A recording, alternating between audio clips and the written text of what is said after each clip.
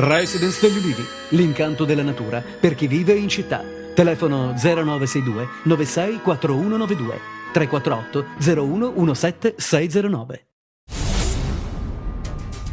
6 persone, tra cui alcuni esponenti delle cosche di 'Ndrangheta Lanzino di Puppo Patitucci, sono state arrestate dalla polizia per concorso in estorsione aggravata dal metodo mafioso, commessa nei confronti di un imprenditore di Amantea, titolare di un'azienda per l'installazione di sistemi di sicurezza. Nell'inchiesta, coordinata dalla DDA di Catanzaro, è indagata per concorso in estorsione un'imprenditrice con incarichi nel direttivo della Confindustria di Lucca. Nel corso dell'operazione sono state effettuate diverse perquisizioni. È morto stamattina nell'ospedale di Catanzaro, dove era stato ricoverato 25 giorni fa, Alfonso Capicchiano di Isola Caporizzuto. L'uomo era stato vittima di un agguato in pieno centro lo scorso 15 aprile a Isola, a poca distanza dalla caserma dei Carabinieri. È ferito alla testa ed al fianco. Era il fratello di Francesco Capicchiano, 33 anni, che nel 2007 era stato vittima della faida del clan Megna Russelli dei Papaniciari. La famiglia di Francesco e Alfonso Capicchiano era ritenuta dagli ambienti investigativi in contrapposizione al clan degli Arena. E Fabrizio Capua, il 10° assessore della giunta regionale guidata da Giuseppe Scopelliti. Avrà la delega ai programmi speciali Unione Europea, alle politiche euromediterranee, internazionalizzazione e cooperazione tra i popoli. Franco Torchia è stato nominato sottosegretario alla presidenza. Sono lusingato dell'incarico, ha detto Capua. Mi auguro che la mia esperienza imprenditoriale possa essere di aiuto nelle scelte strategiche che la regione vorrà intraprendere in termini di internazionalizzazione e cooperazione europea. Un protocollo di legalità per i prossimi lavori della bonifica degli ex siti industriali della Pertusola è stato firmato ieri negli uffici della prefettura di Crotone alla presenza del sottosegretario agli interni Francesco Nitto Palma. Presenti alla firma il sindaco, il presidente della provincia, il vicepresidente della giunta regionale, i rappresentanti delle forze dell'ordine e quelli sindacali. Presente inoltre l'amministratore delegato di Syndial, che ha annunciato che i lavori del primo lotto partiranno entro l'estate.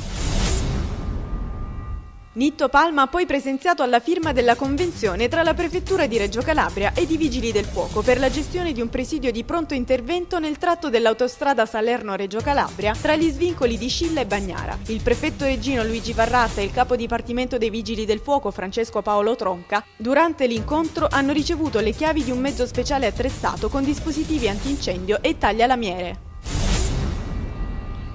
Un sit-in di protesta per i tagli dei fondi FAS per l'edilizia scolastica è stato attuato ieri mattina in piazza 11 settembre a Cosenza dal PD Calabria e dai Giovani Democratici. Secondo il deputato Nicodemo Oliverio, la regione non difende la scuola. Dei 350 milioni di fondi stanziati, solo 13 vengono in Calabria, per un totale di 28 interventi. A Cosenza 13, 5 a Catanzaro ed 1 a Crotone. Il governo indirizza tutto al nord. Per Franco Laratta, il governo compie scelte davvero insopportabili per il sud.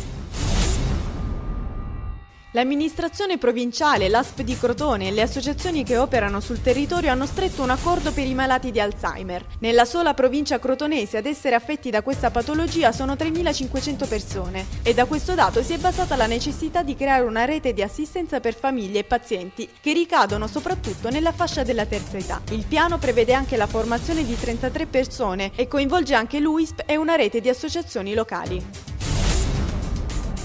Italia dei Valori ha presentato a Cosenza la sua iniziativa per un patto etico per la Calabria aperto alla società civile e chiunque, attraverso un sito internet che verrà aperto nei prossimi giorni, potrà lasciare dei suggerimenti concreti su 9 macro aree di interesse pubblico, tra cui salute, ambiente e lavoro. Le idee più interessanti diventeranno delle proposte legislative sostenute dai membri del partito in Parlamento. Il commissario regionale Ignazio Messina ha ribadito il no ai condannati nelle liste elettorali.